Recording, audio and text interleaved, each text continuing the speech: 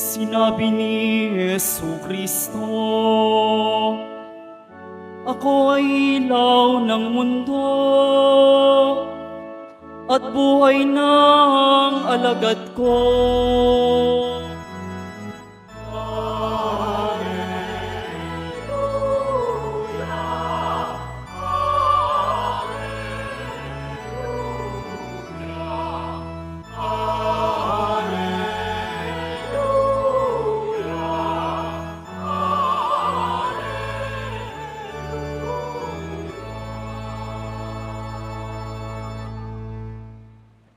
Sumainyo ang Panginoon.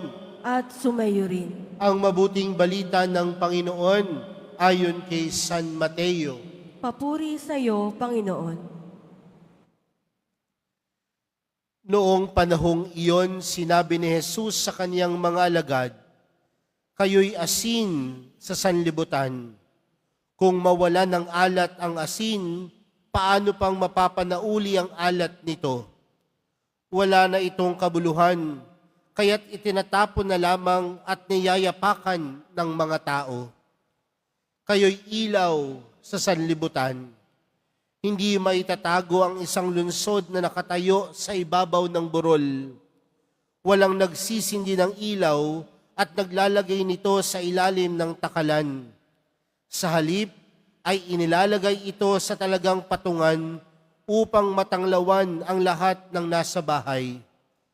Gayon din naman, dapat ninyong paliwanagin ang inyong ilaw sa harapan ng mga tao upang makita nila ang inyong mabubuting gawa at papurihan ang inyong amang nasa langit.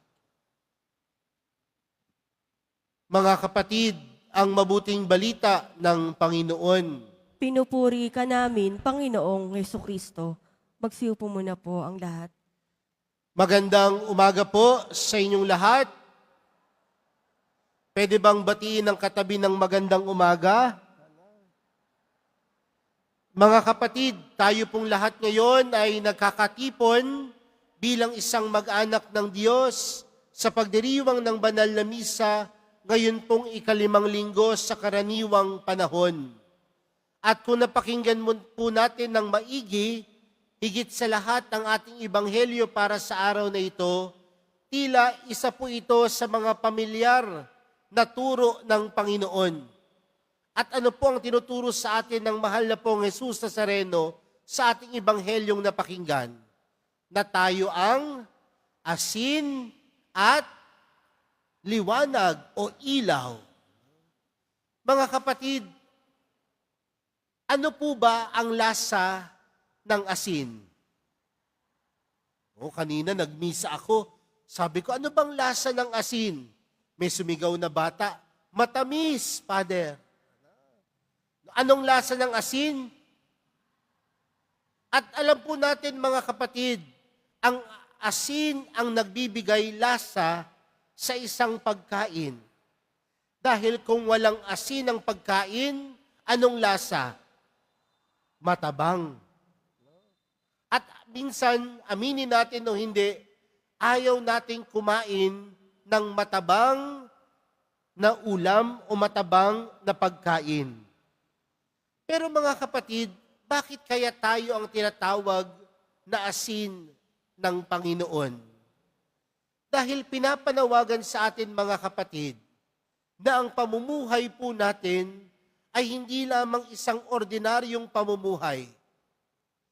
Bagkus ang pamumuhay po natin bilang mga Kristiyano, bilang mga Katoliko, ay mamuhay ng may integridad.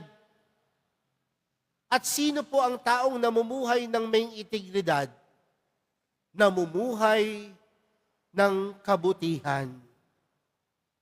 Ikaw ay may integridad kung sa puso mo, ikaw ay namumuhay sa katotohanan. Ikaw ay namumuhay sa kabutihan. Mga kapatid, tayo po ba ay maituturing na asin? Kung ang pamumuhay po natin ay puno ng kasinungalingan, tayo po ba ang matuturing po ba tayong asin kung ang buhay po natin ay pamumuhay na puno sa kasamaan? Hindi. Dahil ang panawagan sa atin mga kapatid ng Panginoon, tayo'y asin dahil tayo'y namumuhay sa tama at mabuti. Alam niyo po mga kapatid, nung panahon ng Panginoon, nung unang panahon, ang asin po ay hindi lamang pagbibigay lasa sa pagkain. Ano pa po ang ginagawa ng asin? Di ba minsan ang asin, ginagamit yan pampatagal ng isang buhay, ng isang pagkain. Di ba? Nung panahon ng Panginoon, wala pa namang refrigerator noon. Pero ginagamit ang asin para humaba yung tinatawag nating shelf life. Pero tayo mga kapatid, kung tayo'y may integridad, kung tayo'y namumuhay sa tama at sa mabuti, ano ang pinangangatawanan natin? Anong pinaglalaban natin? Ano ang pinatatagal natin? Ang turo ni Jesus. Ang turo ng mahal na pong Jesus Nazareno. Mga kapatid, ang turo ni Jesus, hindi lamang binabasa, hindi lamang basta alam, ngunit ang turo ni Jesus, pinangangatawan at isinasabuhay. At oras na pinapangatawanan natin ang turo ni Jesus, tayo ay nagiging asin. Napansin niyo po ba? Minsan matabang ang mundo, matabang ang lipunan, matabang ang sanlibutan. Bakit? Kulang sa asin. Kaya sa araw na ito, mga kapatid, sino ang asin? Sino ang asin? Tayong lahat na sumusunod sa Panginoon. Nagbibigay lasa dahil pinangangatawanan at isinasabuhay ang turo ni Jesus. Pangalawang bagay, tayo ay tinatawag maging liwanag o maging ilaw. Alam ko po mga kapatid, mahirap mamuhay sa kadiliman. Tama po ba? Mahirap mamuhay sa dilim. Kaya ano ang kailangan upang mawala ang dilim? Liwanag. At maraming pagkakataon mga kapatid, na sa buhay po natin, nakakaranas tayo ng dilim. Mga pagsubok, mga hirap, mga pasakit, mga pagkakasala, mga pagkakamali. Yan po ang kadiliman ng buhay. Pero mga kapatid, alam din naman natin kung sino ang nagbibigay liwanag. Sino? Si Jesus. At anong panawagan sa atin mga kapatid? Kung tayo ang tinatawag na ilaw ng mundo, saan tayo kukuha ng liwanag? Sa sarili ba natin? Hindi. Kukuha tayo ng liwanag, walang iba kundi sa Diyos. At kung ikaw ay nakaranas ng liwanag ng iyong buhay, maging liwanag ka sa iba. At ang liwanag na yon hindi nakatuon sa iyo. Saan nakatuon ang liwanag? Sa Diyos. Dahil lahat ng bagay na ginagawa natin ay hindi nagpapatungkol sa kagalingan ng puso natin. Hindi lamang sa kakayanan natin. Ngunit ito'y nagmumula sa kabutihan ng Diyos. Sa madaling salita, huwag kang bida. Dahil kung tutuusin mga kapatid, kung gumawa ka man ng kabutihan, hindi yan nagpapatungkol sa iyo. Bagkus ang paggawa ng kabutihan ay laging nakatuon sa Diyos. Sino po sa inyo ang gumagawa ng mabuti? Uy, parang walang gumagawa ng mabuti sa inyo. Sino ho sa inyo ang gumagawa ng masama? Ayan, oh. Parang mas marami pang gustong magtaas nung tinabi kong masama eh. Sino po sa inyong gumagawa ng mabuti?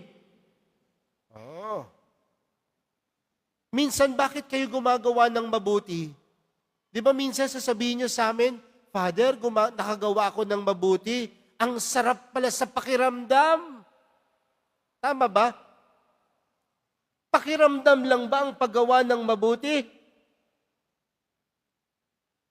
Mga kapatid, ang paggawa ng kabutihan sa kapwa, nagagawa natin bilang tao dahil una tayong nakaranas ng kabutihan ng Diyos.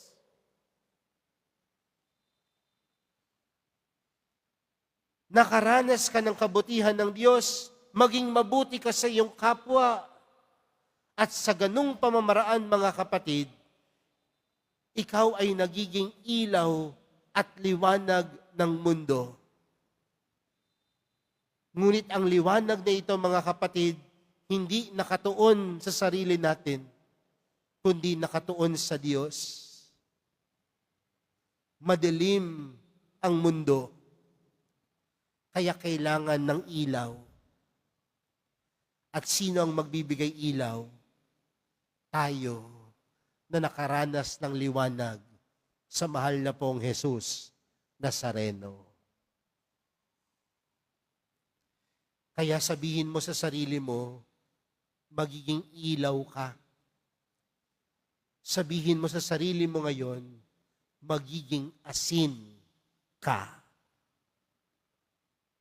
Pero mga kapatid, kung tayo ay ilaw at asin, ano pong hamon nito sa atin?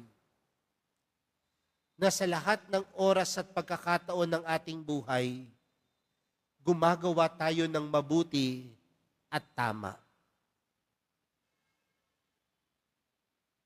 Tinanong ko po kayo kanina, bakit kayo gumagawa ng kabutihan? Marahil may iba't ibang dahilan. Nandito ho yung mga estudyante ko sa Nazarene Catholic School. Gumagawa ba kayo ng mabuti sa school? Talaga? Kahit hindi nakatingin ng teacher, gumagawa kayo ng mabuti? Parang labas sa ilong. Gumagawa ba kayo ng mabuti?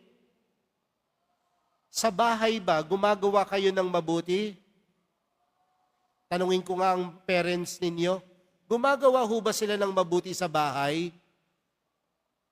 Ay, parang ayaw sumagot ng mga magulang.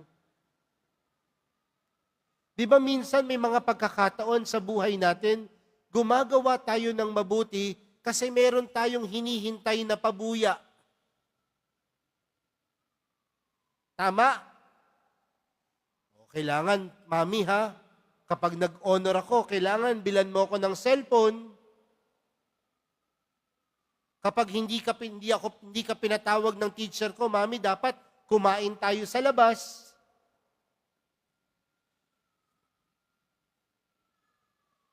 Di ba minsan ganun din naman sa buhay natin? Kahit sa opisina. Nagtrabaho ako. Dapat meron akong incentive, dapat may bonus ako. Pero pagdating sa Diyos, mga kapatid, di ba dapat tayo'y gumagawa ng mabuti? Dahil higit sa lahat, siya ay naging mabuti sa atin.